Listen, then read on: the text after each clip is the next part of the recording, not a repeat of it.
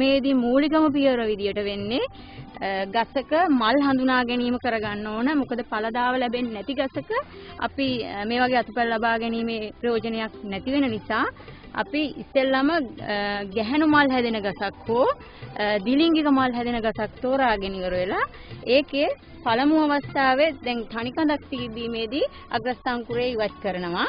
ඉවත් කරාට පස්සේ මෙන්න මේ ආකාරයේ අතු රිකිලි වර්ධනය වීම ආරම්භ වෙනවා. සාමාන්‍යයෙන් මෙම ගස්සේ නම් අතු දෙකක් වර්ධනය වෙලා තියෙනවා. ඊට පස්සේ අපි නැවත ඒ අතුවලත් අග්‍රස්ථය ඉවත් කරාට පස්සේ මෙන්න මේ ආකාර රිකිලි 4ක් ආකාරයට ඇවිල්ලා තියෙනවා.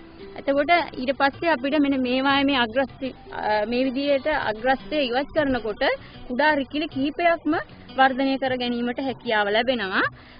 මේකෙදි අපි රිකිලි වාර 3ක් විතර අරගෙන තියෙනවා. ඒ රිකිලි වාර 3ේදී එක ගසකින් සාමාන්‍යයෙන් රිකිලි 25ක 30ක ප්‍රමාණයක් විතර ගැනීමට හැකියාවක් තියෙනවා.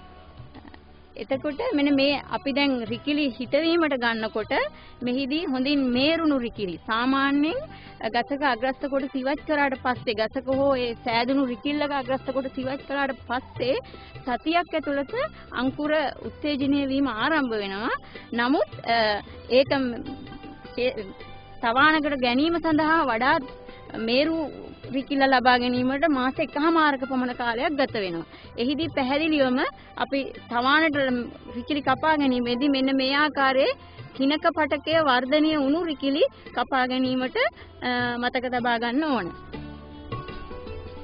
ඊපස්සේ අපි මෙන්න මේ ආකාරයේ මේ රිකිල්ල කපා ගැනීමක් කරගන්නවා ප්‍රධාන කඳේ එක කොටසක සමග.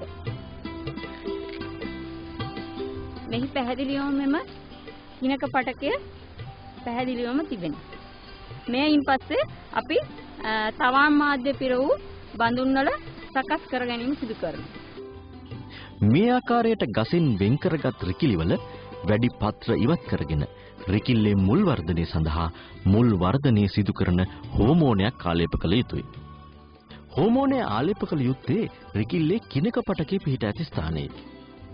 ඊට පස්සේ තවාන් මාධ්‍ය පිර වූ බඳුන් වලට මෙන්න මේ ආකාරයට රිකිල්ලේ කිනක පටකයේ සහිත කොටස තවාන් මාධ්‍යයෙන් වැසී යන පරිදි වසා ගන්නවා. මෙලෙස සැකසූ බඳුන ප්‍රොපගේටරයක් තුල තැබිය යුතුයි. ප්‍රොපගේටරය තුල සති 4ක් පමණ තැබූ විට රිකිල්ලේ මුල් හා නව පත්‍ර වර්ධනය වෙනවා. ඊට පසුව ප්‍රොපගේටරයෙන් පිටතටගෙන සෙවන සහිත ස්ථානයක සති 4ක් තබනවා. ඉන් පස්සේ මෙම පැලය ශේෂ්ත්‍රයේ සිටුවිය හැකියි.